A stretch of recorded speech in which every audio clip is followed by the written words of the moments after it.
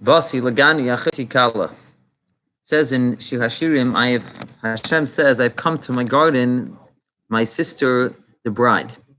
It says in Medrash Rabbah over there that the voice doesn't say that I've come to the garden, rather it says that I've come to my garden, which implies my bridal chamber. Hashem is saying, I've come to the place where my essence was initially, in the beginning of creation, because the essence of the Shekhinah was initially in the lower realms. And then through the sin of the tree of knowledge, the Shekhinah, the divine presence, left this world and went up to the Rukiah, went up to the heavens. And then through the next sins, to the sin of Cain and Enosh, then the Shekhinah left this world and went up to the second Rukiah, and then from the second to the third. And through the Dur HaMabul and the generation of the flood, the Shekhinah left from the third Rukiah, the third heaven, to the fourth heaven. As it is written in Medrash Rabbah on the verse that says that he heard the voice of Hashem Elokim, which was traveling in the garden, says Rav Abba that it doesn't say that it was walking, rather it was mishalech, which means that it was jumping, so to say. In other words, it was leaving this world and going to the Rakia. And then after that, then there were 7 righteous people who stood up and they brought down the Shekhinah down to this world.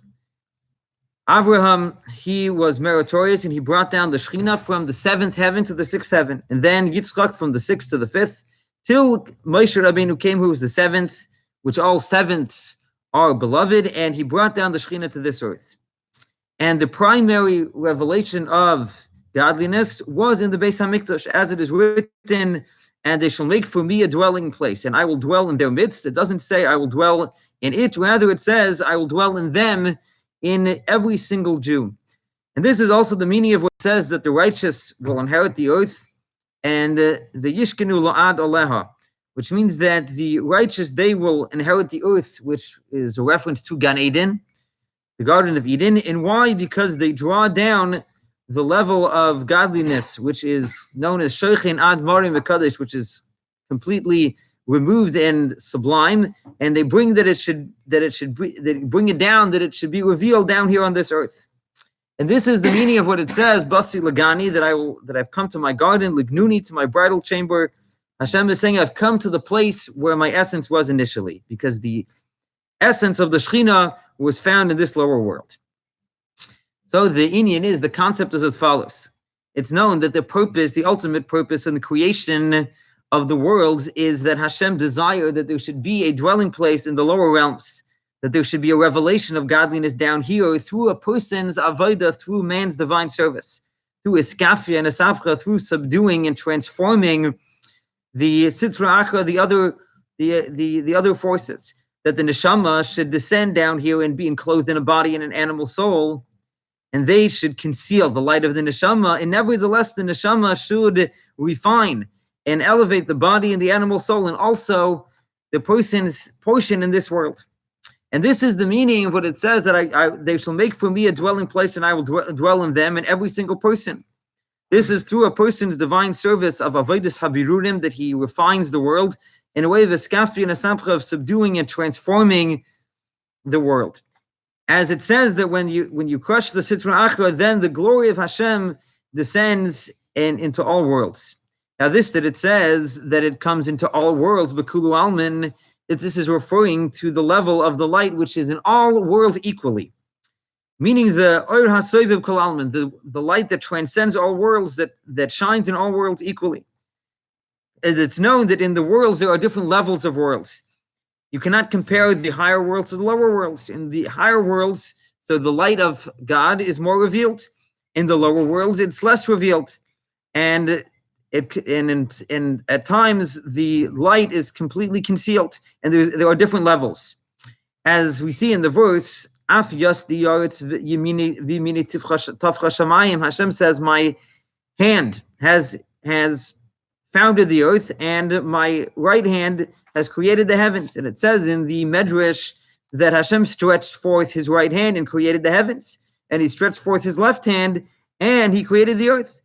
Now, it's known that the right hand shows on the concept of revelation, And that's why it says that God's right hand created the heavens, because the heavens refer to the higher worlds, where over there the revelation is in a way of the right hand, which means that there's a greater revelation, and the light itself is more revealed. And earth refers to the lower worlds, which come from God's left hand, where the light of Hashem is not so revealed, and the light comes in such a way that it is concealed. As it's known that there's a difference between the four worlds. It says, that everything that's called in my name and for my glory, I have created it, I have formed it, and I've made it. This refers to the four worlds of Atzilus, Bri, Yetzira, and Asiya.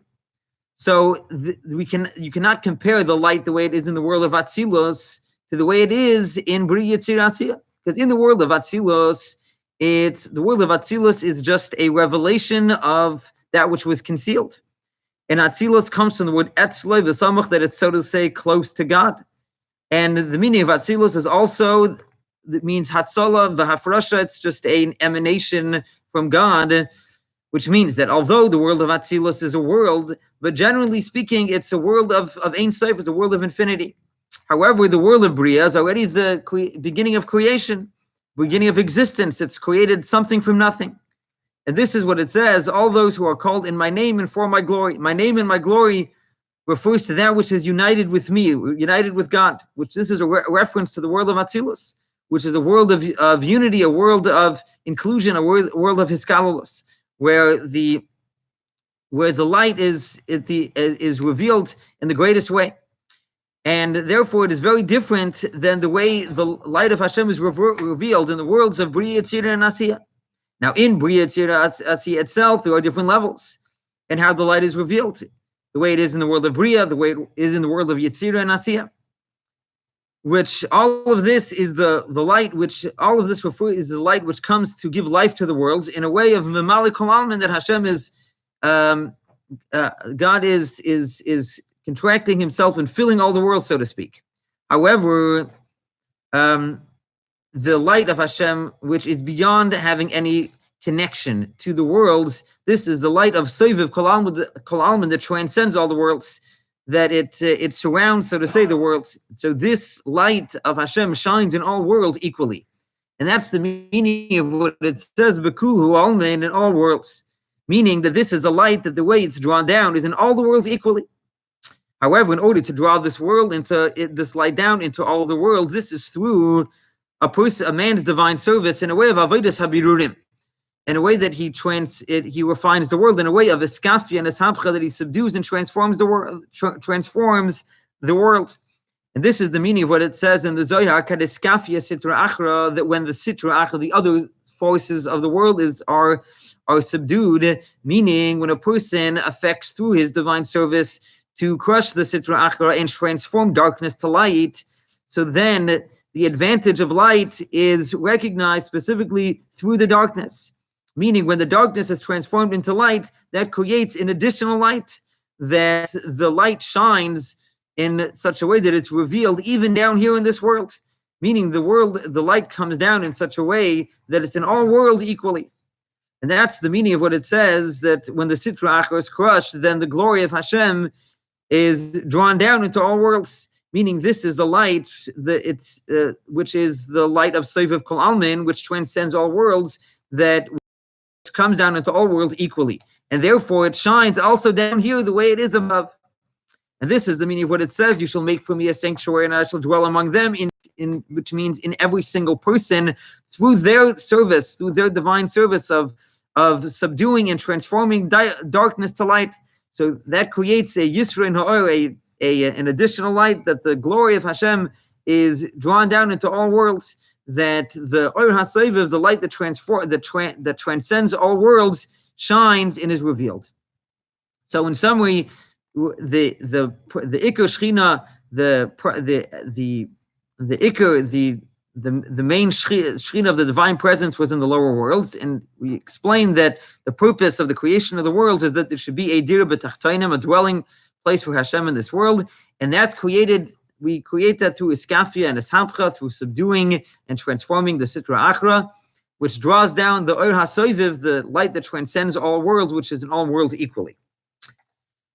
This was also the avodah in the Mishkan and in the Beis Hamikdash of avodas habirurim, of refining the world in a way of iskafia, of subduing the sitra achra, which in such a way that it brings and elevates one to the level of transforming of ishapcha chashechel and ahira. And therefore, one of the avodas, one of the things that the services in the Beis Hamikdash was the concept of avodas hakarbanes, of bringing the sacrifices, which was a spiritual service also in the soul. And this was the concept of how the Kohanim and the Levim, the priests and the Levites, how they took part in the service in the Beis Hamikdash, and they sang while the sacrifices were being brought, which this was a spiritual service. So now the concept of bringing a korban, of bringing a sacrifice in serving in a person's soul, in a person's own personal divine service is as follows. The verse says that Adam ki yakriv mikem korban lahavai. When a man will bring from among you a korban for Hashem, he should bring it min habehema min habakar min hatzayin. He should bring it from the animals. Now, seemingly the question is, if the purpose was just to explain the laws of the korbanos, it should have said a man from among you when he will bring a korban for Hashem. Then the law of bringing the korban, of bringing the sacrifice, is as follows. Why does it say that Adam ki yakriv mikem, when a man will bring from among you? Rather, the idea is as follows, that he's coming to explain the general concept of sacrifices, the way it relates to a person's divine service. And this is what it says, Adam ki yakriv, when a person will bring, meaning when a person wants to come close to elokus, to godliness. So then mikem hu korban lahavaya, which means that it's dependent on you to make yourself a korban for Hashem, meaning to become close to Havaya, to become close to God. Now it's known the concept of korbanos is bringing close all of your soul powers and your chushim. And with this, he's coming to explain that when a person wants to come close to elokus, to godliness, it's mikem, it's from you, meaning it's dependent on you. A person shouldn't say, how can I come close to godliness? Especially if a person knows his essence, how he's so low and he's so spiritually dirty and many negative things. And therefore he's so distant from godliness. So how could I come close to Hashem? So therefore the pasuk says, mikem, it's dependent on you. Every single Jew can say, when will my actions reach the level of the actions of my forefathers, Abraham, Yitzchak, and Yaakov? And there are no limitations. There's nothing that can, God forbid, hold a person back from elevating himself and coming closer to godliness. And Hashem doesn't come with unreasonable demands He doesn't come against his creations. And Hashem reveals himself and shines to each person according to his ability.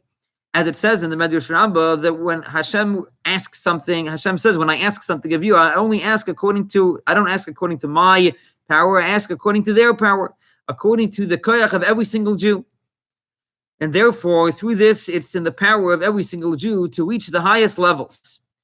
And this is the meaning of Adam ki yakriv, that in order that a person should come close to godliness, it's mikem, it's dependent on you, meaning it's dependent on you to become a korban laHashem, that you have to bring the korban. Now, this it says that you have to bring mikem takrivu as a korban lahavai, that you have to bring it from yourself. It doesn't mean, it's not only referring to the korban that's brought min habehema from an animal, rather it's mikem, rather it's literally from you. It's from your personal behema, from your personal animal, the animal which is in the heart of every Jew, which is your animal soul. And it says min habakar min hatzayin, from the cattle and from the sheep, which this refers to the different types and levels that there are in the animal soul. As it's known, the different types that each person has a different type of animal soul that he needs to elevate. By one person, his animal soul is nefesh bahamis, is like a goring ox, and has very gross negative character traits. And then another nefesh bahamis is similar to a sheep, which is a small animal, but it's still an animal. It's as explained at length in Kuntrus HaTfilah. And this is what it says: Asher takribas korbanchem, you have to bring your personal korban, your animal soul. Now, when they would bring the physical korban the physical korban, which they would bring a physical animal on the mizbeach, on the altar, there was a fire from above. As it says in the Gemara Yuma, that this fire would be crouched like a lion. that there was a coal that came down from, there's a fire that came down from heaven in the days of Shlomo HaMelech and King Solomon, and it was there on top of the Mizbeach. And in the Zohar it says that Aryeh da'achal korban, and this was like a lion that ate the korbanos. So there's a similar thing applies also to a person's personal avodah and his neshama, his soul. There was a fire that comes from above. This is the fiery flames of the godly soul, of the nefesh elikis, as it says, Rishafer Rishpeye shall have his yudke, that its flames are flames of fire. It's the flame of Hashem, the flame of God. And it says in Medrash Rabbah, brought down in the Yalkut, that it was like the fire of above. That it says, Ein eish mechaba l'mayim, that the fire doesn't extinguish water, and the water does not extinguish the fire. And this is the nature of the godly soul, that it has a fiery, flaming love for God, which is similar to the fire of that comes from above, that water doesn't extinguish it, which water refers to the great waters, the Mayim Rabim, the all types of distractions and tirdos of making a livelihood and all different types of things that disturb a person from studying Torah and serving Hashem. And despite all of these distractions, even rivers will not wash it away, because this fiery, flaming love of the godly soul is similar to the fire of above, that water cannot extinguish it. And in this godly love of the nefesh elikis, of the godly soul, that's where you have to bring the nefesh habahamis, the animal soul. That the animal soul, the nefesh habahamis, should also have a love for Hashem, as it says, "V'ahavta savai lekecha b'chol levavcha." You should love the Lord your God with all your heart. And our sages say, "B'shnei yitzrecha," with both of your inclination, meaning that even your nefesh habahamis, your animal soul, also has to have love for Hashem. And this is accomplished through the godly soul enclothing itself in the nefesh habahamis. For initially, the nefesh habahamis has no understanding or feeling for any concept of godliness at all. However, through the godly soul enclothing itself in the animal soul, meaning that a person contemplates about a godly concept that the nefesh habahamis could also understand, so that creates that the nefesh habahamis should also come closer to Hashem. As explained elsewhere, that creates a general engraving, so to speak, in the nefesh habahamis, that elikus, that godliness, is also something which could be understood and grasped. And then afterwards, eventually, so it says that there is a lot of produce which can be which you can get with the power of an ox, which means that you transform the nefesh habahamis from its animalistic qualities, and it is elevated and becomes enveloped in the flaming desire of the nefesh elikis for God. Just like through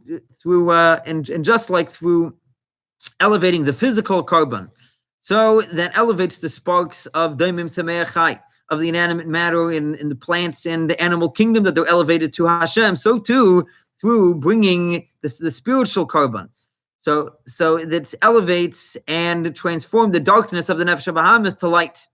And this is what it says: that you should make for me a sanctuary, and I will dwell in their midst, in every single Jew, through his divine service of eskafia, of subduing his nefesh habahamis.